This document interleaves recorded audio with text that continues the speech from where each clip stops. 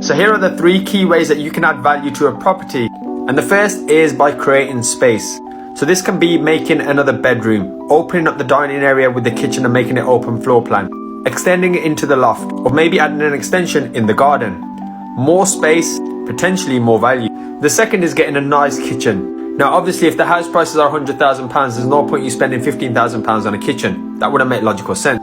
But knowing what the houses go for, you want to spend the right amount in order to add the most value when you go to refinance or flip it. So a kitchen is a great place to start. And finally, not the greatest pick, but what you need is a new boiler, and obviously make sure your electrics are up to standard as well. But people love a new boiler. It seems like the first question that everyone asks, is there a new boiler in place? So make sure you spend enough money on the central heat.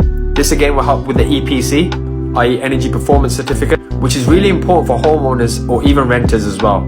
I hope this helps, guys, and if you want to learn more about property, you know where to click. So this is what adds the most amount of value to a property when you're doing a renovation. Renovating kitchens and bathrooms are usually the thing people think of when you're doing a renovation on a property.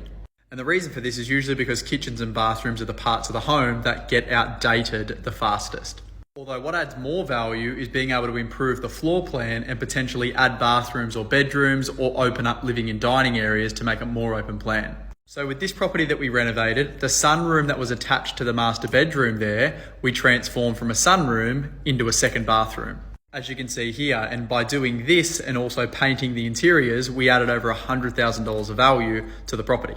Or with this property, where it was transformed from a 3-bedroom, 1-bathroom property to a 4-bedroom, 2-bathroom property with an open plan kitchen, living, dining at the rear onto an alfresco. And for a $300,000 renovation, it turned it from a $600,000 property to a $1.5 million property. So maximising the building envelope is key. Here are some of the best ways that you can add value to your home. This is my top 5. So number 5 is to create open space living. Now if you can do this, this will add £12,000 to your property. At number 4, we've got external house repairs. Now, if you do this well, you could add up to £20,000 to the value of your house. Next on the list is an external loft extension. So if you put a dormer on your property, you could add a whopping £30,000 to the value of your house. Number 2 on the list, energy saving measures. Now, if you're really clever with this, you could add a whopping £29,000 to the value of your house. And at number 1 on the list, integral garage conversions. Now, if you have a property that you can convert the garage into an extra bedroom, then you could add almost £30,000 to the price of your house. How to add instant value to